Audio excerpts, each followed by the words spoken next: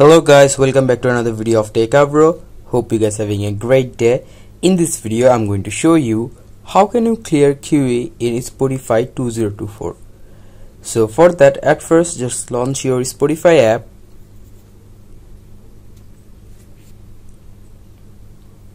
Now after launching your Spotify app, just play a song, and after playing a song just click on that song. Now here you can see in the bottom right there is a 3 dash icon. Just click on that, and after that here you can see all of your QA list is here, and here you can see there is option which is clear QA. If you click on clear QA, your QA will be cleared.